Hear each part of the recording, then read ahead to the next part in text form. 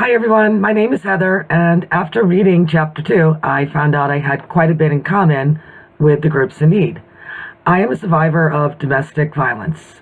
Of course, this was just over 20 years ago, but I use the domestic violence hotline. It's a great place to start if you are in a domestic situation. I would also like to state out too that I've worked in special education, so I've worked with a developmentally and intellectually challenged youth.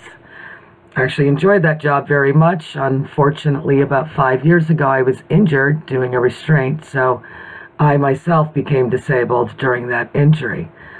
It wasn't until recently that I decided to go back to college and retrain myself and get my human service degree and also working on my certificate in substance abuse.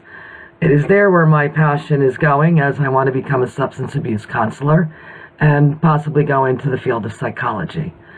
I would first like to start off by saying that here in Vermont, I know that the mental health population is overwhelming, and there is up to a 6-month waiting list just to get services for any kind of mental health condition.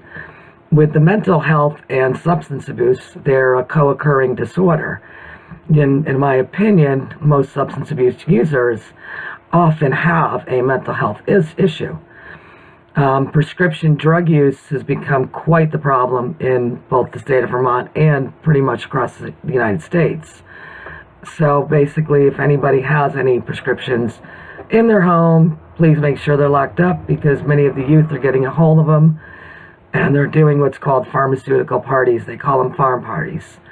The other thing that I definitely would like to talk about, it was a controversial thing that I found when I was doing some research just for this class for our websites, was there was a criminal program going on for substance abuse where they're doing a 6-month inpatient program for criminals, and upon their release, they go into a 3-month study.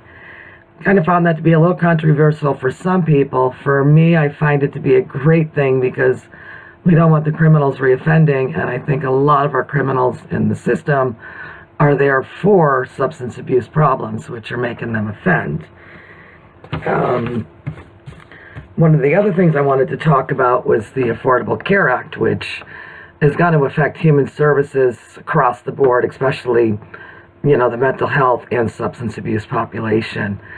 Once the Affordable Care Act is repealed, it's going to start taking away services from human services, and once it's privatized, the mental health field and substance abuse programs may not be covered under these insurance companies.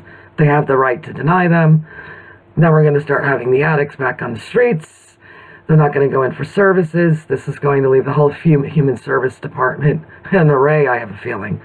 We may have more people back on the streets being homeless. We're going to find more poor people. It's going to be a lot more work on the social workers. I definitely want to get, working with the youth group with the substance abuse problem. I feel that prevention is the best way to, try to help so we don't have this big epidemic going on. And when I talk with prevention, I'm meaning, we have to work with our schools, our police officers, our physicians, our families. They all need to be working on the same page. Without this, if everybody's not on board, then no one's on board. Our youth are going to get sucked in to the system of drug abuse, and then we've got a big epidemic happening that's already still there. One other thing that's controversial that people seem to have a problem with is harm reduction. It's something that I am for.